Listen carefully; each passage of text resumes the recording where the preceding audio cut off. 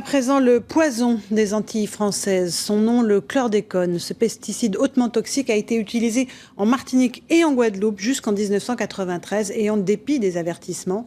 Les terres sont aujourd'hui polluées pour des décennies et la population court un risque réel. Alors, qui sont les responsables de ce nouveau scandale sanitaire? C'est l'enquête de ce 20h. Elle est signée Louis-Olivier, Yves Le Bacon et Antoine Caffio.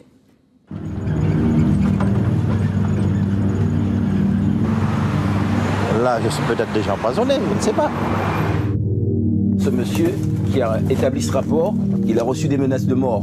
Cette molécule, initialement présumée innocente, est devenue largement présumée coupable.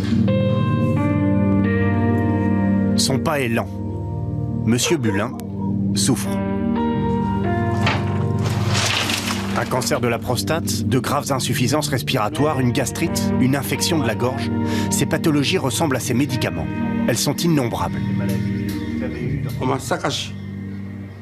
On m'a détruit. Frédéric Bulin était agent sanitaire. À ce titre, il a manipulé pendant toute sa carrière et sans précaution l'ensemble des pesticides utilisés aux Antilles, notamment ceux qui servaient à traiter les bananeraies. On s'est servi de la Guadeloupe pour expérimenter plusieurs produits. 1980, les bananes antillaises sont en danger. Un minuscule coléoptère grignote les plantations. C'est le charançon et c'est le traitement qu'il a fallu inventer pour tuer ces bestioles. À l'époque, Alex Elisor est exploitant agricole. La consigne des autorités sanitaires est claire, le chlordécone est le produit miracle pour éliminer le charançon. On a eu une dérogation du ministère. Donc si le ministère de l'Agriculture française donne une dérogation sur un produit, comment voulez-vous que nous, pauvres agriculteurs, on puisse contester ça? Donc voilà, on l'a utilisé jusqu'à ce qu'on nous dise purement et simplement d'arrêter. Mais il était trop tard. Le chlordécone avait déjà contaminé une large partie des Antilles. Les sols sont pollués, les cours d'eau sont pollués, plus grave encore, ils le sont pour longtemps. Tout dépend du lessivage des sols, des pluies, de l'usage qui est fait de ces terres. Des décennies. Ça peut être des décennies. Des décennies et aucune solution pour dépolluer les Antilles pour l'instant.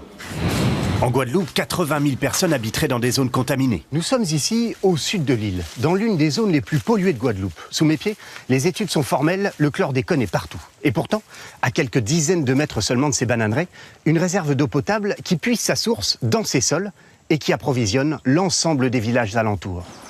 Des travaux sont en cours pour purifier l'eau avec du charbon actif. Il n'empêche, de cours d'eau, en rivière, l'océan lui-même a fini par être pollué.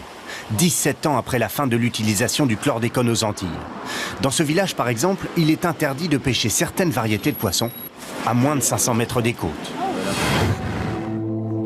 À 15 ans, Daniel Burnet travaillait dans les bananeraies avec son père. Le chlordécone, il le manipulait à main nue. Donc on mettait le t-shirt sur le nez, comme ça. Voilà. Son père est mort, il souffrait aussi d'un cancer de la prostate. Les doutes ne sont plus permis. Depuis cette année, une étude médicale au-dessus de tout soupçon a établi un lien formel entre cancer de la prostate et chlordécone. Elle a été menée par ce professeur du CHU de Pointe-à-Pitre. Donc cette étude est la première à montrer l'impact sanitaire du chlordécone, qui jusque-là n'était qu'une étude de sol, une étude d'alimentation, mais pour laquelle on n'avait pas encore d'un lien avec une maladie. Qui savait? Qui aux Antilles a pris le risque de faire venir ce produit alors que les États-Unis l'avaient jugé trop dangereux et interdit dès 1976 à la suite d'une contamination de masse dans cette usine, en Virginie. Selon l'avocat Harry Durimel, les grands cultivateurs de bananes ne pouvaient pas l'ignorer, ni les autorités sanitaires, ni l'État français. La banane, ça rapportait à une certaine caste et il fallait faire ce qu'il fallait pour que cette caste prospère.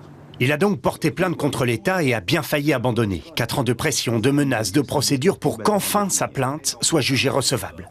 L'enquête judiciaire peut désormais commencer. Le vrai combat, ça serait d'obtenir, comme pour le sang contaminé, et pour l'amiante, qui est une loi d'indemnisation, pour que des agriculteurs pris individuellement qui sont ruinés n'aient pas à faire chacun un procès. Ironie de l'affaire, en 1993, une fois interdits, les stocks antillais de chlordécone ont disparu. On a bien repéré des traces en Afrique et en Amérique du Sud, mais nul ne sait ce qu'ils sont réellement devenus.